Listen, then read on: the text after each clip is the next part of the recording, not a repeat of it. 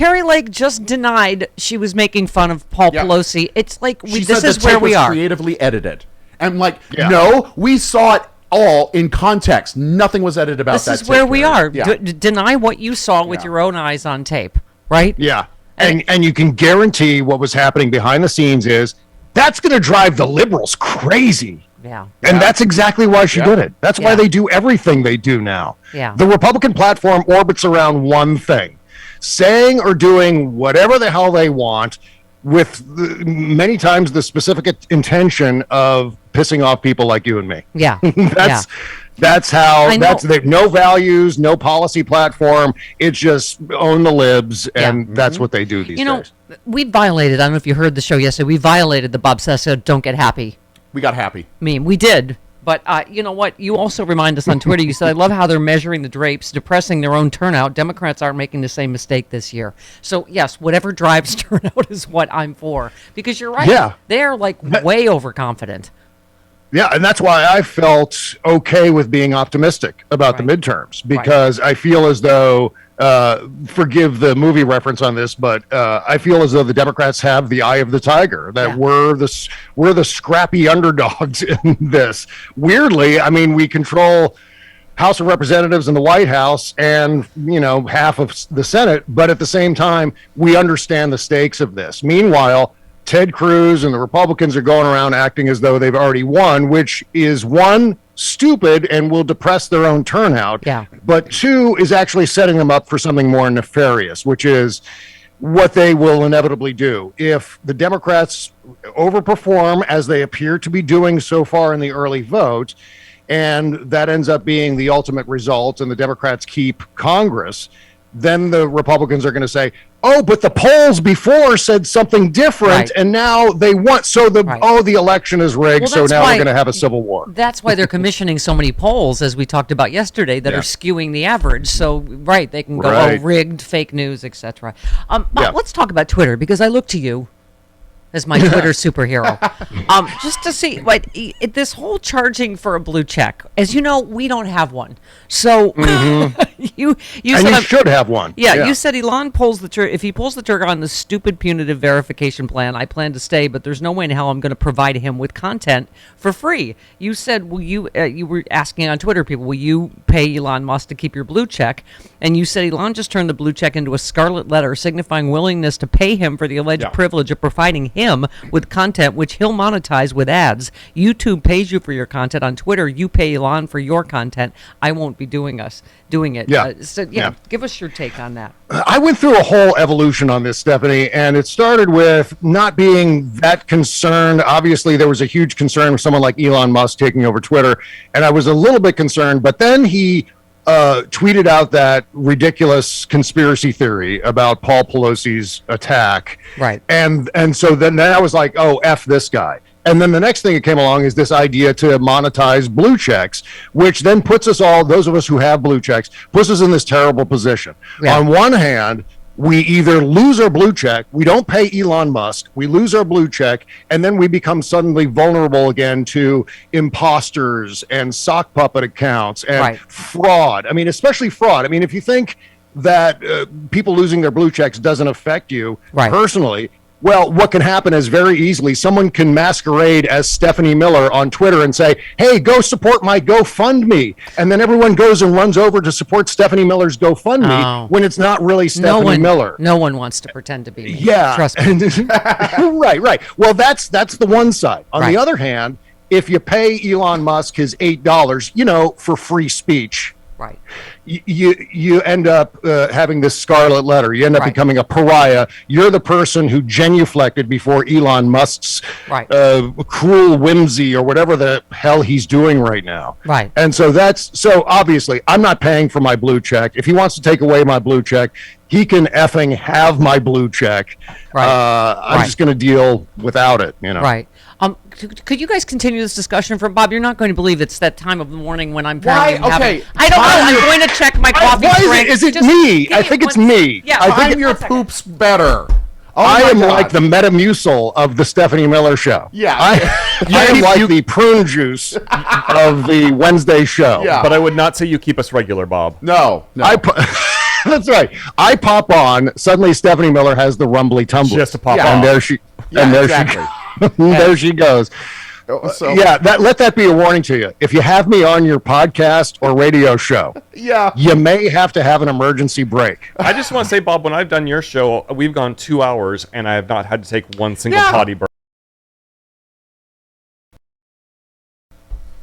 That's true. Yeah, I think so. And I've never had to take a potty break on my own show. Good. And you know what? That was the fastest potty break of that nature that I've ever witnessed. We're not in sure my she's life. clean. I'm not. She's not wearing I'm clean. underwear. I'm clean. I'm not entirely sure what's happening, but Bob, I will send out a search team to figure out what's going on in my gullet. Okay, listen. Yeah, and by the way, I've got a crazy glare on my face, so my face is aglow too. So that's the other. You are that's the glowing. other thing I'm trying to remedy. It scared the S out of her. I thought it was post-refrigerator sex glow. Okay. All right. So, yeah, I just, but it's interesting. You had so many great points about just that one subject about paying. I love that Elon Musk thought like Stephen King can't afford it, that was the issue, and he tried to lower the price. God, he's right. so thick.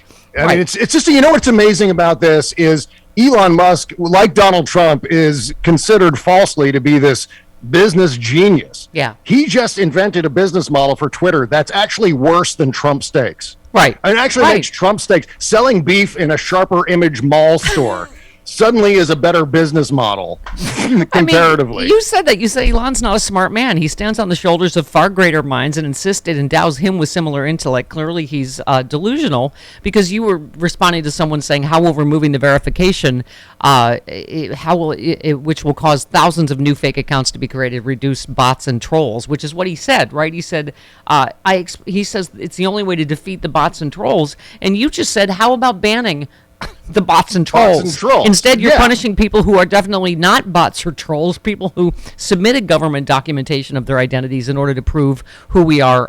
This is a BS excuse. It really is. Yeah.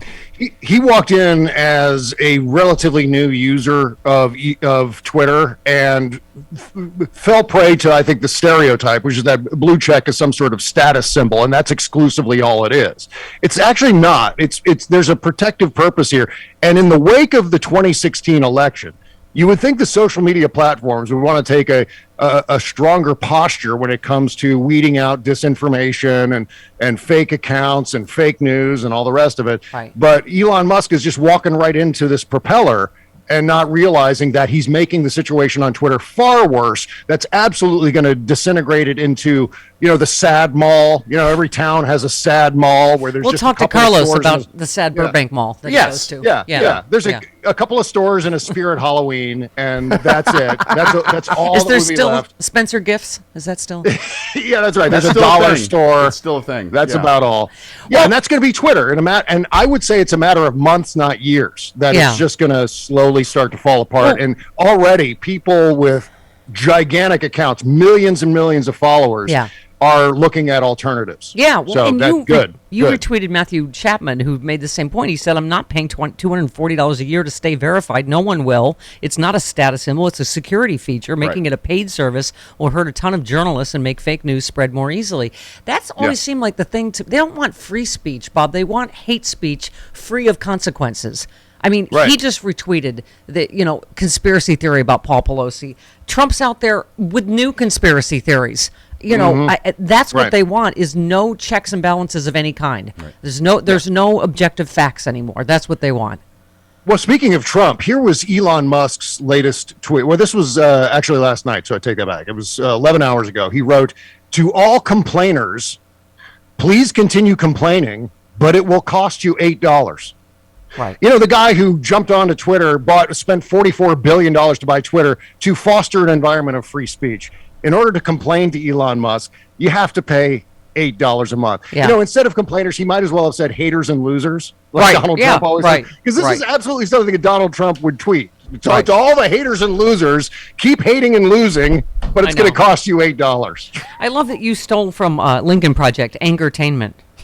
Angertainment. They said Yeah, I love angertainment is a that. massive effort for the GOP to stoke fear to gain votes. Angertainment, that's exactly what it is.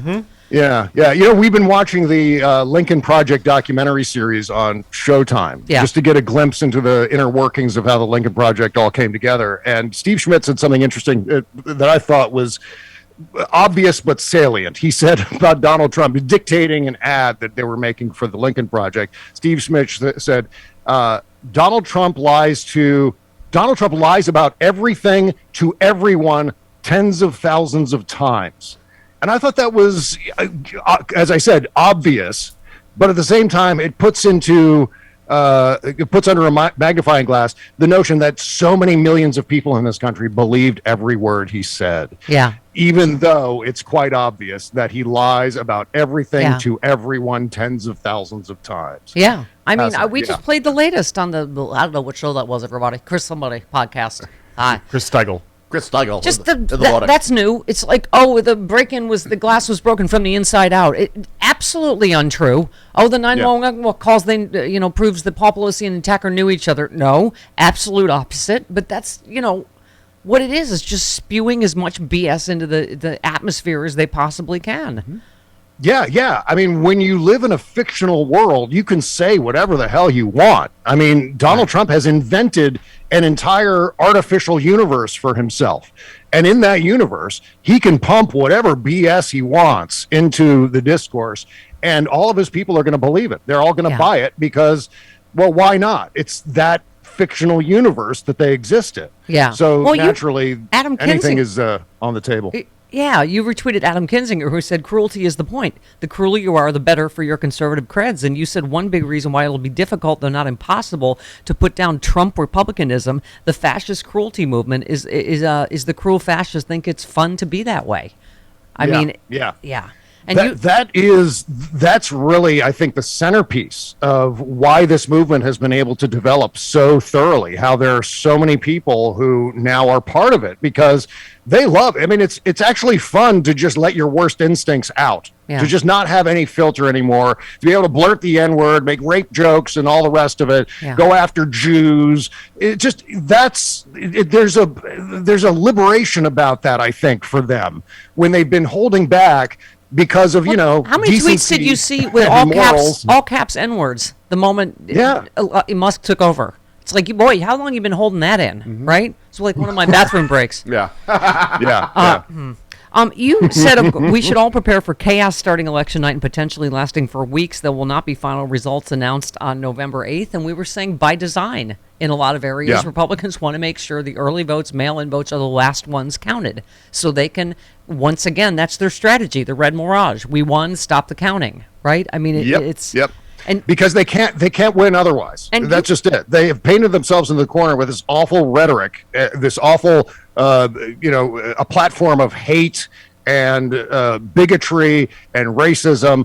And so as a consequence of that, because they have surrounded themselves with these ideas, they have to rig themselves. They have to set things up so they have an artificial advantage in an election because they can't win on their own volition. Yeah. You said you retweeted Simon Rosenberg said Dems are outperforming their 2020 early vote share in many important states, and you said big effing deal right here. Republicans are celebrating prematurely as if they've already won, but Democrats have the eye of the tiger this year, as we talked about at the top. And it is not about don't get happy. It is don't get happy, but I just think we also have to be aware of that they're doing these polls to try to depress us and make us think, we're not going to buck the historical trends, and what's the point, and blah, blah, blah. So, by the way... it makes sense that they've made polling like one of the new battlegrounds for the political debate. Like, okay, now we're going to stack the polls to give some sort of artificial impression for whatever. And that's going to be now there's going to be competing Democratic polls to kind of outweigh the Republican. Polling is irrelevant. Don't even look at the polls anymore. It's all about the early vote. You can go and look at Simon Rosenberg's account on Twitter. He's following the early vote, and it's very encouraging, the numbers. Follow Fine American Bob Cesca, the blue check marked for now, Bob Cesca now. on Twitter, who right. said Trump republicanism, ban contraception, block the debt ceiling, or kill Social Security, seize power, then barricade the door behind them, blurt awful things that white, morally rudderless rage addicts think is hilarious. That's it. That's all. That's what they're running on. Real quick, you said the Bolsonaro's not going to, I guess, challenge the results. You said so on the list of worldwide a-holes. This news confirms that Trump is worse than Bolsonaro. Yep. There Oh you my go. God! Yeah. Oh my. It's amazing. I never thought that was possible because Bolsonaro is a monster. Yeah. But Donald Trump is indeed worse than Bolsonaro. If you're keeping score at home, Yeah. that's where we are. I know we're really late, but I have to read this one. Chaos agent Steve Bannon told Bolsonaro not to concede, and you said, I'll always take delight in the fact that no matter what he says or does, Bannon will wake up every morning to the reflection of his bloated corpse pulled from a river face. True. I realized he looked like every movie like that. Okay. Yeah, we got to take delight in something. And the fact that Steve Bannon has that, All right. whatever that is. Love you. Bob The Cesca Show. splotchy. Get it. I'm really Yeah. late. Goodbye.